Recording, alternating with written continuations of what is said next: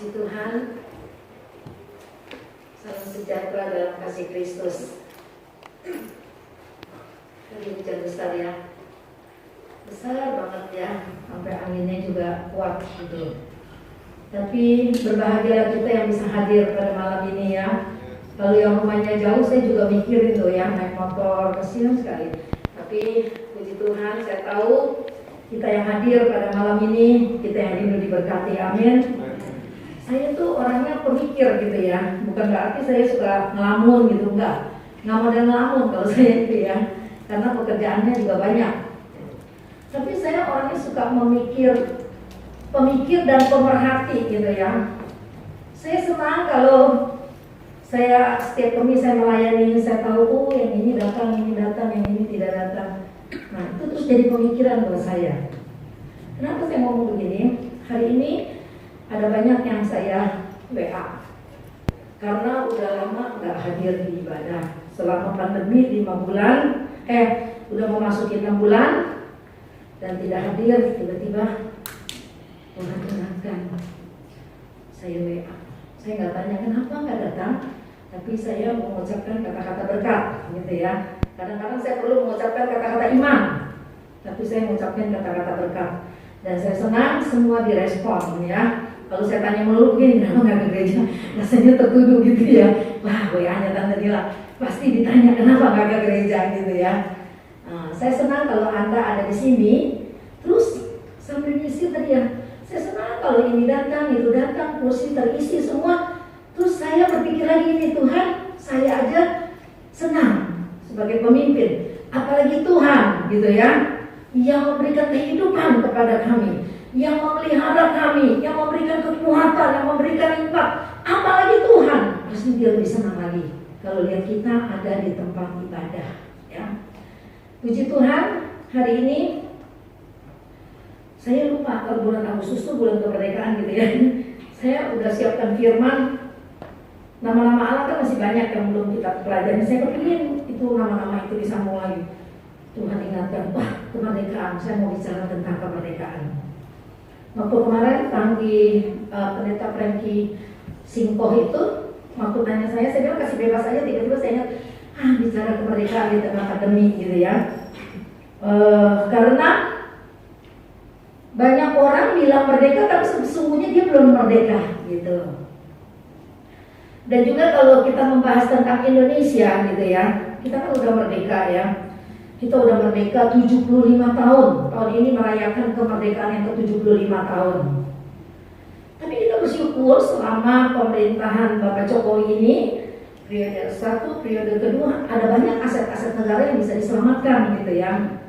Kan kalau dulu kita merdeka, setiap 17 Agustus mengadakan perlombaan dengung dan kata-kata tentang kemerdekaan itu begitu baik. Ada istilah kemerdekaan ini, terus ada banyak lagi dah slogan-slogan yang menyatakan kemerdekaan itu harus diisi, kemerdekaan itu harus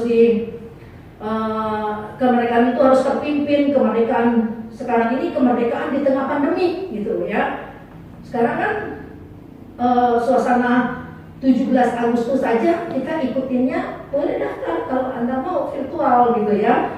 Jadi nggak boleh kumpul-kumpul lagi gitu seperti beberapa tahun yang lalu gitu. Jadi kemerdekaan itu mesti kita pahami. Kalau Yesus sudah memerdekakan kita dari dosa, terus apa yang udah kita lakukan dengan kemerdekaan yang Tuhan sudah berikan kepada kita? Nah itu harus selalu kita katakan ke dalam hati kita sendiri, apa? Saya ini udah jadi orang merdeka belum gitu. Makanya tadi di awal saya katakan saya itu orang pemerhati. Saya senang merenungkan kejadian demi kejadian gitu ya. Oh iya, kenapa dia bisa jatuh dalam dosa? Karena dia tidak mempergunakan kemerdekaannya dengan benar. Kenapa dia bisa jatuh di dalam perselingkuhan gitu ya? Oh, karena dia tidak menjalankan kemerdekaan itu dengan baik, atau dia merasa sudah merdeka, dia mau melakukan apa aja, ya sebebas-bebasnya karena aku orang merdeka, gitu ya. Nah, kita mau baca satu ayat yang udah tidak asing lagi. Nanti kita belajar sedikit karena dengan waktu yang terbatas kita mau belajar sedikit tentang bagaimana kemerdekaan itu kita isi dengan hal-hal yang baik. Bagaimana kemerdekaan itu menjadi kemerdekaan yang terpimpin. Bagaimana kita menjalankan kemerdekaan itu di tengah-tengah pandemi seperti ini. Apakah kita menjadi orang yang kalah?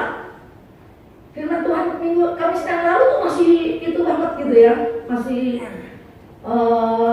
hangat banget di dalam pikiran saya, ya, bahwa orang yang merdeka itu orang yang menang. Saudara orang yang merdeka? Nggak usah ragu-ragu jawabnya, amin, saya orang yang merdeka, gitu loh ya. Kenapa? Kita bisa lawan ketakutan kita.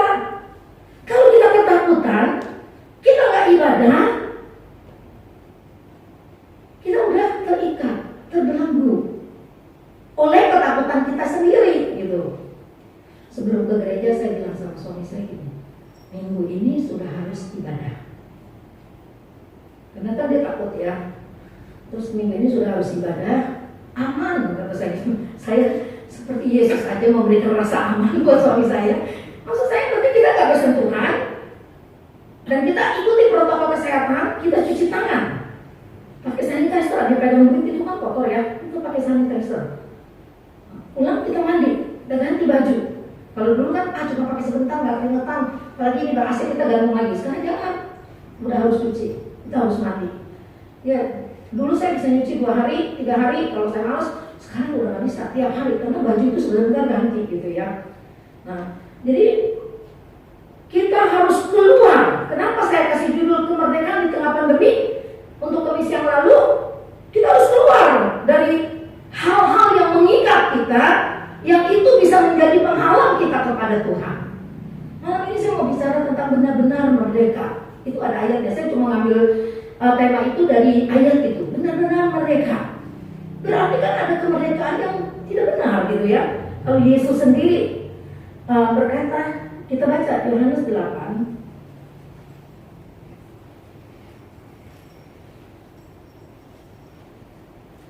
Yohanes 8 ayat 30. Dari 32 dan kita baca.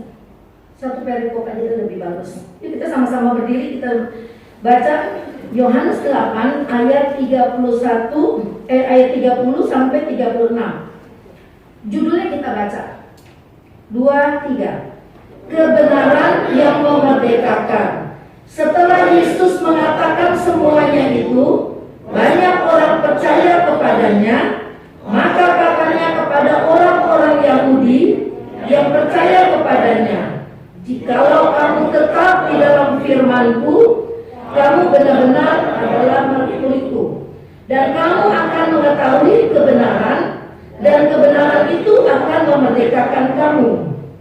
Jawab mereka, kami adalah keturunan Abraham dan tidak pernah menjadi hamba siapapun. Bagaimana engkau dapat berkata, kamu akan merdeka?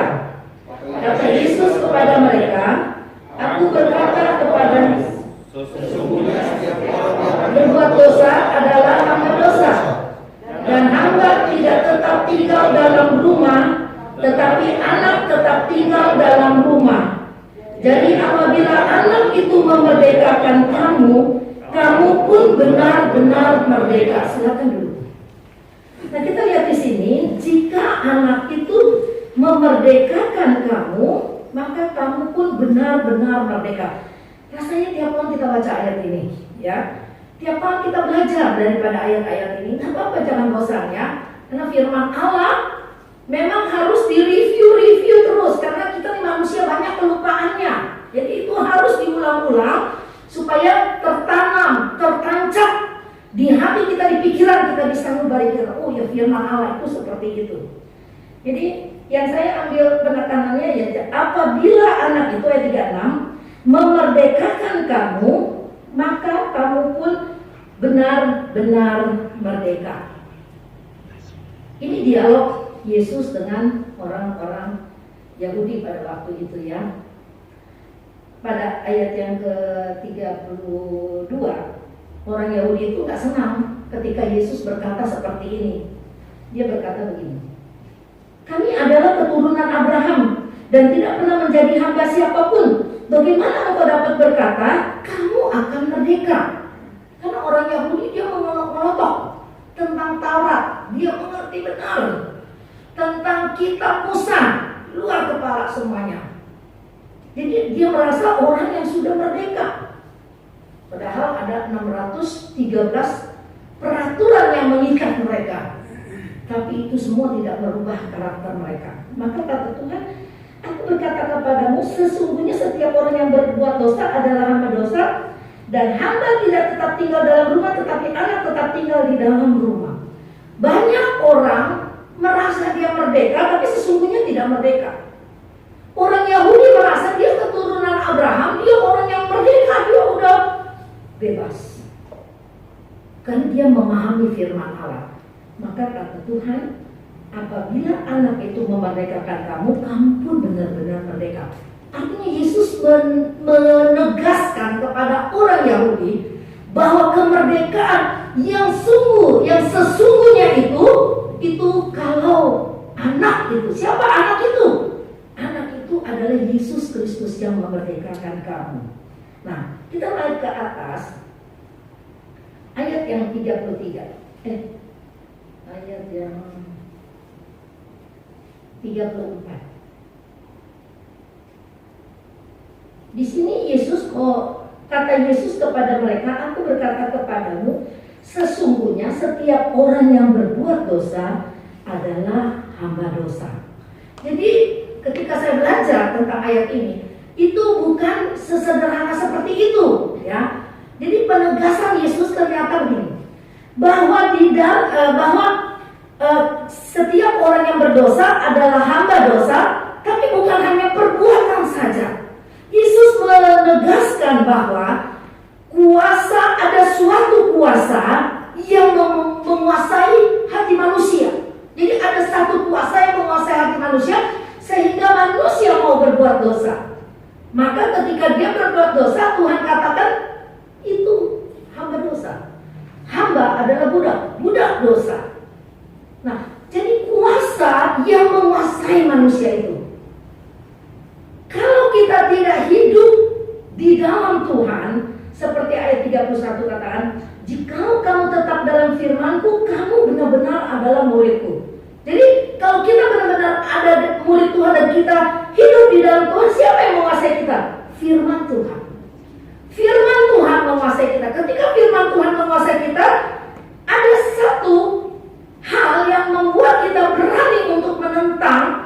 Oh, ini tidak bisa, karena ini bukan ajaran Tuhan Yesus. Kita menolak.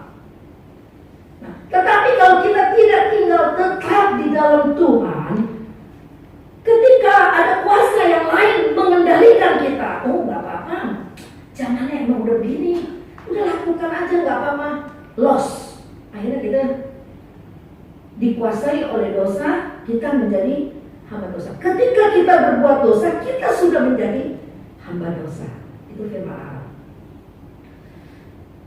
Karena ketika setiap orang yang berbuat dosa adalah hamba dosa, maka begitu dalam pengertian ayat ini, kuasa itu menguasai orang untuk berbuat dosa.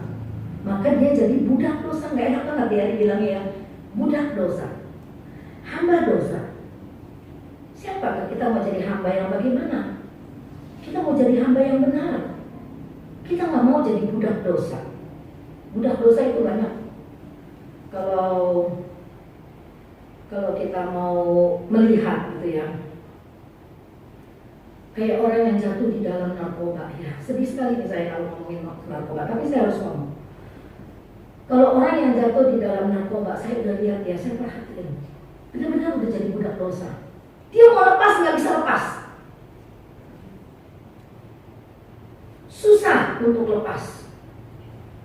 Ada yang bisa lepas dari narkoba, dia jadi budak alkohol. Kalau tidak di dalam Tuhan, kalau bukan Tuhan yang memerdekakan, kalau bukan anak itu yang memerdekakan ya, itu susah untuk bertobat. Susah untuk lepas dari kuasa yang ayat 34 katakan ada kuasa yang menguasai manusia untuk melakukan dosa. Jadi bukan perbuatannya, ada kuasa yang membuat manusia itu berbuat dosa akhirnya menjadi budak dosa. Saya melihat kenapa orang yang bisa jatuh, kok dia nggak bisa sembuh? Karena dia nggak tinggal tetap di dalam Tuhan. Tapi saya bisa lihat orang itu kok bisa berubah menjadi satu bencana yang indah di dalam rumah Tuhan. Karena apa? Karena dia tinggal di dalam Tuhan.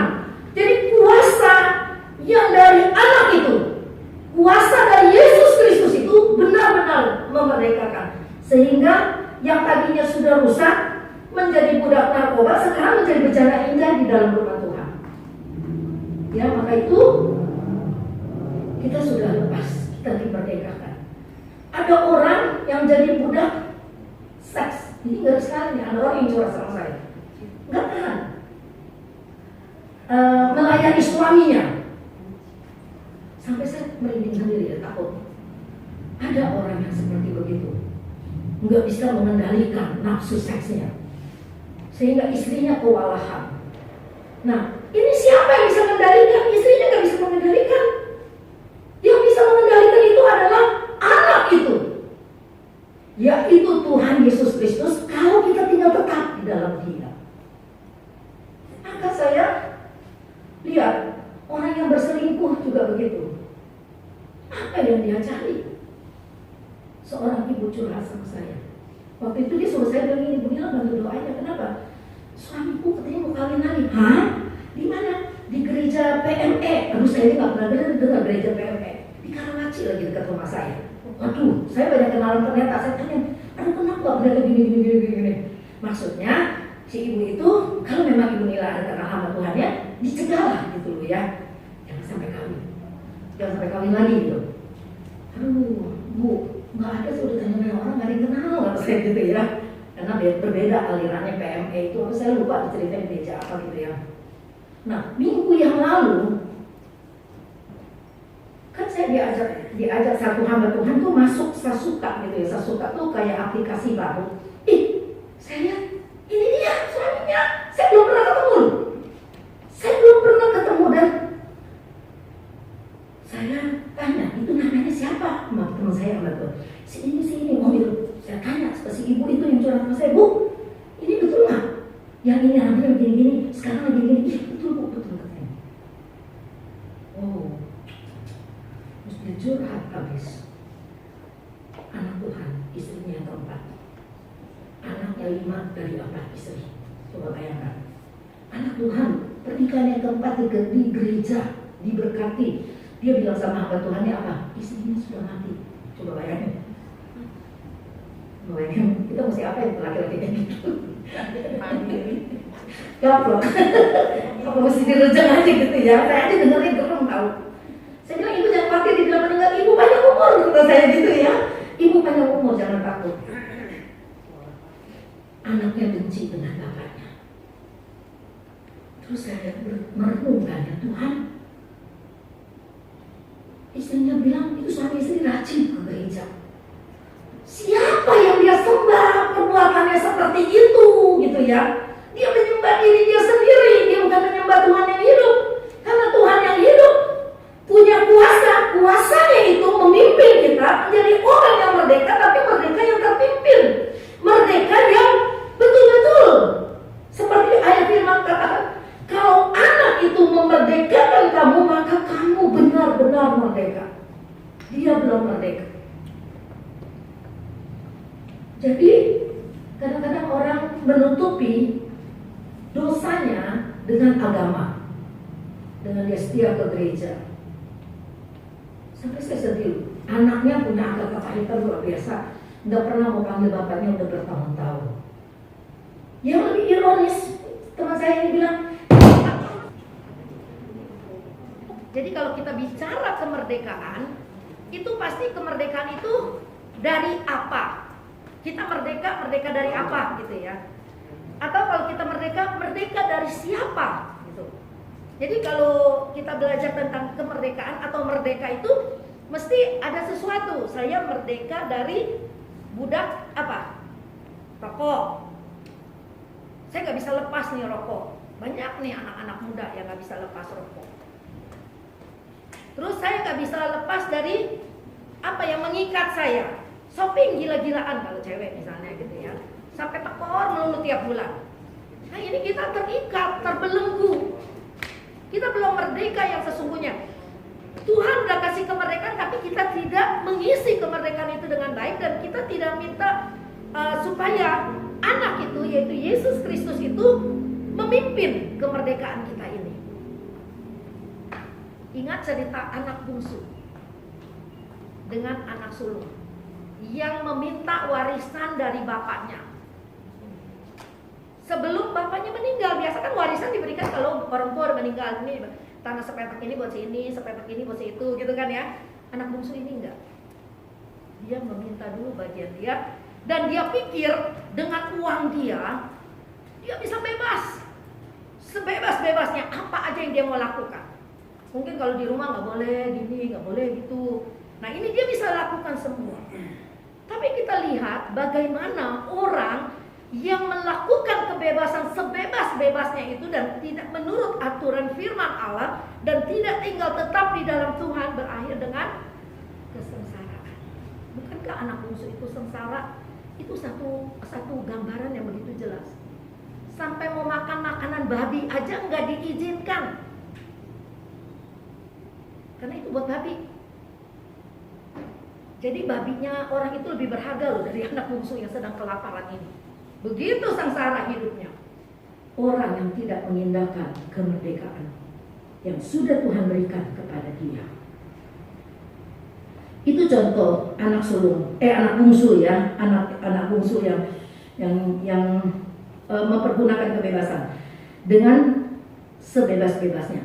Saya ada satu ayat yang saya paling suka ketika Rasul Paulus bilang begini, segala sesuatu itu berguna. Ayatnya di mana ya? Tadi saya rasanya udah catat. 1 Korintus 6 ayat 12. 1 Korintus 6 ayat 12. Kita hafal nih, kalau ayat yang pendek-pendek kita belajar hafal. Kita lupa alamat ayatnya di mana, tapi kita ingat perkataannya itu apa. 1 Korintus 6 ayat 12. Yosef tolong bacakan.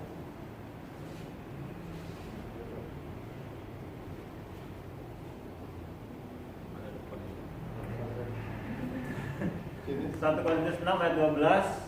Segala sesuatu halal bagiku, tetapi bukan semuanya berguna. Segala sesuatu halal bagiku, tetapi aku tidak membiarkan diriku diperhamba oleh suatu apapun. Amin. Ya. Segala sesuatu halal. Tapi apakah semuanya itu berguna bagi kita? Rasul Paulus berkata seperti itu. Tapi dia punya prinsip. Nah ini orang yang merdeka terarah dan terpimpin. Dia punya prinsip, dia bilang begini, tetapi aku tidak membiarkan diriku diperhamba oleh apapun juga. Sekarang game online bukan anak-anak aja yang suka, orang tua pun suka. Sampai teman saya tuh suaminya sampai malam tuh nggak tidur mainin game online gitu. Nah ini kita udah diperhamba, jadi budak. Jadi budak terus. Kalau udah waktunya tidur lah, jangan main. Waktunya kerja udahlah kerja. Waktunya kerja, waktunya tidur jangan kerja terus. Akhirnya jadi mania kerja. Orang Jepang banyak yang meninggal kecapean, mania kerja. Ya, jangan. Itu namanya kita diperbudak oleh pekerjaan. Kita diperbudak oleh uang. Sampai kita tidak menghargai lagi kemerdekaan itu melalui ibadah yang setia kepada Tuhan. Saya kerja, saya perlu makan, saya mau beli rumah, betul, saya mau beli mobil, betul. Tapi bisa nggak kita menghargai kemerdekaan yang Tuhan berikan? Jam ibadah aku ada di situ. Makanya berkat yang lebih itu bisa menjadi sebuah tantangan, ujian buat kita. Ketika berkat itu menjadi lebih, kita sibuk, kita pulang udah capek, nggak bisa ibadah lagi. Tuhan ngerti, aku capek. Nah, itu mesti koreksi diri. Sudahkah aku menghargai kemerdekaan yang Tuhan beri? Dia bukan beri saja kebebasan, saya lepas dari belenggu dosa, ya seharusnya kita terkutuk mati, tapi dia sudah lepaskan kita. Loh, sekarang kita diberkati Tuhan, malah kita gak ibadah. Maaf, bukan nyindir duitnya. Tadi kesaksian tiba-tiba ingat. Bukan. Bukan, tapi ini untuk semua secara global. Buat kita semua, buat saya juga loh. Saya serepot apapun karena saya cinta Tuhan. Makanya tadi waktu Jimmy ngajakin kita nyanyi lagu Jatuh Cinta, tambah dalam, tambah dalam. Bukan tambah ban ya, tambah dalam, tambah dalam, tambah dalam. Saya rasa bukan membanggakan diri itu saya.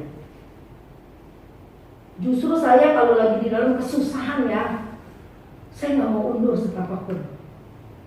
Saya takut. Saya takut gak kuat. Jadi kalau engkau punya banyak masalah, jangan bilang aku mau di rumah, aku pusing. Jangan. Datang ke rumah Tuhan, mendekatkan diri kepada Tuhan, banyak berdoa. Kenapa? Kita gak kuat. Kalau bukan Tuhan yang menguatkan. Sekarang ini dunianya mengerikan. Kemana kita mau pergi? Umur udah gak bisa ditaksir lagi. 70, 80, 90. Katanya kalau kupingnya panjang, umurnya panjang. Coba siapa yang kupingnya panjang? Saya bilang Tuhan, kuping saya pendek banget lagi. Ini kuping saya pendek banget kayaknya. Saya bilang Tuhan, untung ada firman umur panjang di tangan Tuhan. Coba kalau dibilang umur panjang di tangan di kuping, ya saya mati duluan. Ya, makanya kita harus tahu firman Allah. Biar orang punya mitos. Bilang begini rambaran Mbak Yu, bilang begini. Oh nggak mempan. Kita pegang firman, firman yang memimpin, firman yang menguasai hati dan pikiranku. Saya kalau nggak bisa tidur, tapi jarang sekali terjadi, karena saya kalau ketemu ganteng pasti tidur. Seandainya nih ya, udah setengah 10 kok nggak ngantuk-ngantuk, terus saya pernah begini, Tuhan penuhkan saya dengan firman-Mu, Tuhan penuhkan saya dengan firman-Mu. Saya perkatakan perkataan iman. Saya nggak ngantuk, udah nggak bisa tidur, kita mikirin yang enggak. Bukan mikir jorok, mikir isi itu begini kok begini, enggak. Tuhan penuhin saya dengan firman-Mu, penuhkan saya dengan firman-Mu. Nanti tiba-tiba bisa melintas satu firman yang keluar loh pikiran kita. Kan ada satu seminar tentang bagaimana kita mengarahkan anak-anak. Sebelum dia tidur di bawah, sebelum dia tidur itu ada namanya alam bawah sadar. Nah, alam bawah sadar itu pada waktu seperti itu tuh kita mesti doktrin anak-anak itu dengan tekanan yang bagus. Dulu waktu saya ngedidik anak-anak saya kan saya belum pinter kayak begitu. 37 tahun yang lalu saya belum pinter kayak gitu ya. Sekarang saya kan sering ikuti seminar-seminar, saya tahu bahwa sebelum anak tidur atau bangun tidur, jangan bikin dia nangis, jangan bikin dia marah. Nggak mau tidur dicuit, jadi anaknya nangis. Ini mama suka salah kaprah kan? Nggak mau tidur, mama udah ngantuk gitu ya. Cubit supaya nangis capek tidur. Kita pikir mama udah menang, akhirnya tidur juga dia. Padahal kalau ikutin seminar parenting itu salah besar. Dia mau tidur itu, kita di bawah alam sadar dia itu kita mesti doktrin firman Tuhan. Nah, jadi pada waktu ngedoktrin firman Tuhan di bawah alam sadar itu akan terbawa loh sampai tua. Waktu seminar parenting itu, karena itu tertanam di dalam sanubari dia dan pikiran dia. Betapa pentingnya itu. Jadi doktrin firman Allah itu penting gitu ya, sesuai dengan Islam. Nah, betapa pentingnya kita belajar yang benar tentang firman Allah. Ya, jangan sampai ada kuasa yang Tuhan Yesus katakan bahwa ada kuasa yang mengendalikan, bukan sekedar perbuatan dosa, tapi ada kuasa yang mengendalikan manusia sehingga manusia itu berbuat jahat. Maka kuasa itu harus dipatahkan dalam nama Tuhan Yesus Kristus. Karena kita orang yang merdeka, benar-benar merdeka, bukan yang abal-abalan merdekanya. Nyawanya Yesus dia berikan, darahnya dia tumpahkan untuk kita, bukan darah binatang. Ya, dulu perjanjian lama darah binatang, sekarang darah Kristus. Ketika dia menyelamatkan kita, darahnya sendiri dia bawa itu menjadi persembahan untuk pengampunan dosa kita. Ada lagi satu ayat yang kita baca, Yakobus 1 ayat 25, bahwa kemerdekaan itu kenapa harus terpimpin, terarah? Dia ada hukum hukum yang mengatur. Jadi kemerdekaan itu makanya Rasul Paulus bilang, segala sesuatu hal bagiku, tapi aku tidak membiarkan diriku diperbudak oleh dosa. Karena dia mengerti hukum kemerdekaan itu. Yakobus 1 ayat 25, Samuel Chandra tolong bacakan. Yakobus 1 ayat 25. Tetapi barang siapa meneliti hukum yang sempurna, yaitu hukum yang memerdekakan orang, dan ia bertekun di dalamnya, jadi bukan hanya mendengar untuk melupakannya, tetapi sungguh-sungguh melakukannya, ia akan berbahagia oleh perbuatannya. Iya, amin. Jadi yang saya mau tekankan adalah hukum yang sempurna, yaitu hukum yang memerdekakan orang. Kita udah dimerdekakan tapi ada hukum. Artinya seperti Rasul Paulus katakan, kita bukan bebas sebebas-bebasnya. Filipi 1 ayat 12 katakan apa? Kerjakanlah keselamatanmu dengan takut dan gentar akan Tuhan. Jadi kalau dikatakan ada hukum, saya jadi ingat Kejadian 2 ayat 16-17. Saya nih baca saya. Kejadian 2 ayat 16-17. Kejadian 2 ayat 16 dan 17. Lalu Tuhan Allah memberi perintah ini kepada manusia. Semua pohon dalam taman ini boleh kau makan buahnya dengan bebas, tetapi pohon pengetahuan tentang yang baik dan yang jahat itu janganlah kau makan buahnya. Sebab pada hari kau makannya pastilah engkau mati. Amin. Silakan duduk. Ketika Tuhan memberikan kebebasan di Taman Eden kepada Adam dan Hawa, Tuhan katakan semua boleh dikasih kebebasan dan sama Tuhan, tapi ada aturannya. Satu pohon yang namanya pohon pengetahuan buah yang baik dan yang jahat, ada peraturannya. Ketika kita tidak taat kepada peraturan itu, apa yang terjadi? Adam dan Hawa jatuh dalam dosa. Kematian jasmani terjadi. Kan sebelumnya tidak ada kematian jasmani, kekal. Mereka tidak berpakaian tapi tidak malu, karena diliputi oleh kemuliaan Tuhan. Ketika mereka ditanya sama Tuhan, oh saya di sini, kenapa kamu ngumpet? Saya malu karena saya tidak berpakaian. Siapa yang bilang kamu tidak berpakaian? Karena kemuliaan Allah sudah hilang. Jadi dia tahu, dia telanjang, tidak ada lagi selubung yang menyelimuti dia. Indahnya kalau kita ikuti firman Allah. Ada satu selaput yang melindungi kita. Ada satu perlindungan Allah yang luar biasa.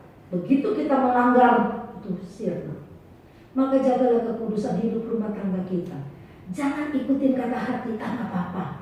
Nyeleweng sekali-sekali nggak apa-apa, jangan ya. Jangan, justru orang yang bisa jatuh menjadi budak dosa karena ingin mencoba. Ingin coba, nggak apa-apa lah sekali lah. Setelah itu bertobat, jangan.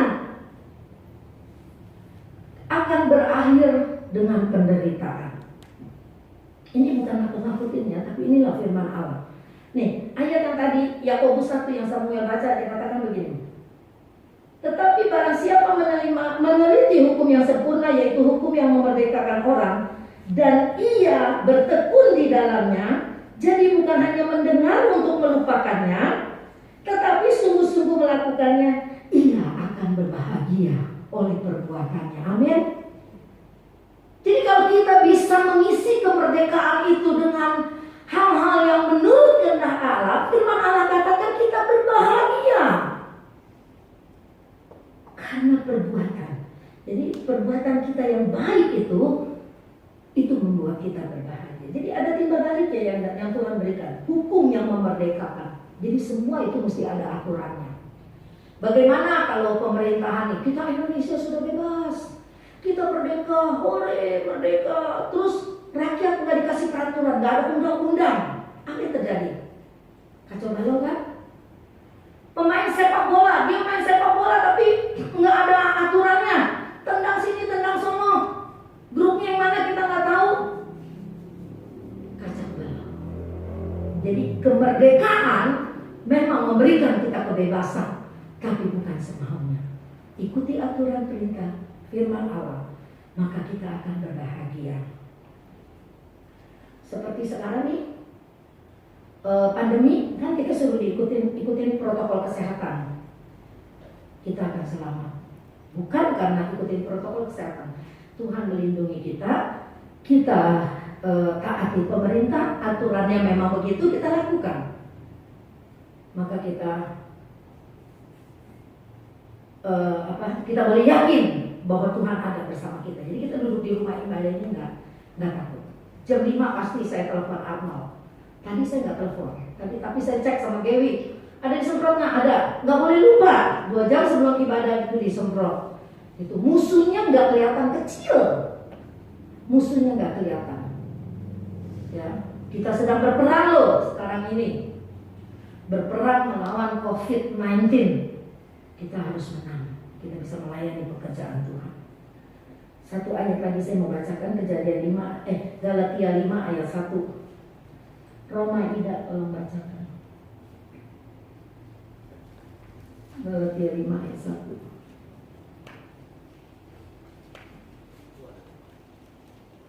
Galatia 5 ayat 1. Supaya kita sungguh-sungguh merdeka, Kristus telah memerdekakan kita. Karena itu berdirilah teguh dan jangan mau lagi dikenakan perhambaan. Iya, puji Tuhan. Silakan duduk. Supaya kita sungguh-sungguh merdeka, Kristus telah memerdekakan kita. Karena itu berdirilah teguh dan jangan mau lagi dikenakan perhambaan. Ya, ada banyak orang yang masih terikat dengan kebencian dan tidak mau mengampuni. Itu juga belum benar-benar merdeka, ya. Ketika kita bisa mengampuni orang sebetulnya indah loh. Indahnya begini. Aduh, sebetulnya saya tuh udah berkali-kali disakiti dia. Tapi kok kita sekarang bisa sepelayanan gitu, misalnya di dalam pelayanan. Nah, itulah keindahannya tuh seperti itu. Oh, saya bisa melayani sama-sama. Oh, padahal dulu begini-begini. Nah, itulah kasih Kristus yang membuat kita bebas dari segala ikatan kebencian, ikatan fitnaan, ikatan iri hati, ikatan sifat karakter yang belum berubah, yang membuat kita terbelenggu. Maka kita bukan orang yang menang di tengah-tengah pandemi kalau kita masih terbelenggu oleh hal-hal yang seperti itu, ya. Kemerdekaan yang sesungguhnya itu mendatangkan damai sejahtera, ya.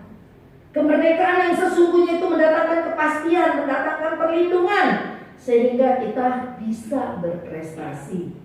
Nah, kalau kita nggak menghargai kebebasan itu, bagaimana? Kalau kita tidak menghargai kemerdekaan itu, bagaimana? Kita akan seperti anak bungsu, berakhir dengan penderitaan. Nggak mau kan kita menderita, ya? Kita mau hidup yang penuh dengan damai sejahtera, karena itu janji Tuhan. Ya, kita akan hilang kebebasan bila kita melanggar. Ya, kita akan hilang kebebasan atau kemerdekaan kita bila kita melanggar firman Tuhan. Karena yang menguasai kita roh yang mengajak kita untuk berbuat jahat. Kita akan hilang kemerdekaan, maka kita juga akan hilang damai sejahtera.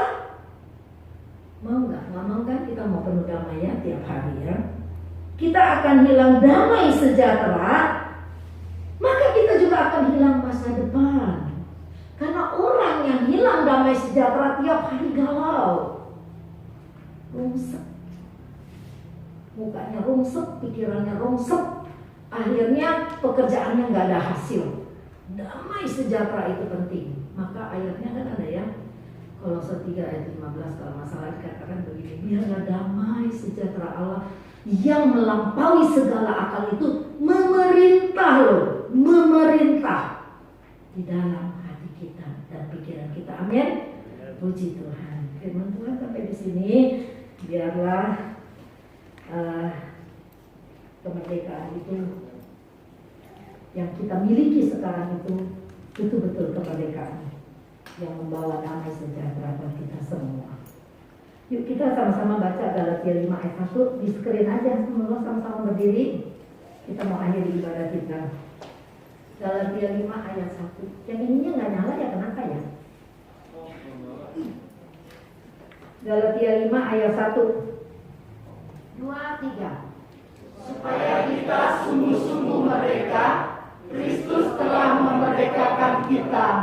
Karena itu berdirilah teguh dan jangan mau lagi dikenakan perhambaan. Yuk, kita akan berdoa untuk firman Allah. Nanti Bapak Iwan akan berdoa untuk firman Tuhan. Haleluya, Yesus.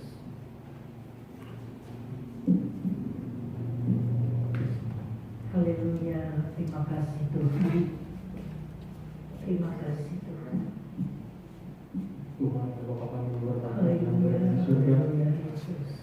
segala puji syukur Tuhan Amin. kami panjatkan kehadirat Tuhan. Amin. Bapa kami sangat bersyukur, terima kasih Haleluya. Tuhan. Kalau kami anak-anakmu pada malam hari ini Haleluya, Yesus. boleh datang berkumpul Tuhan.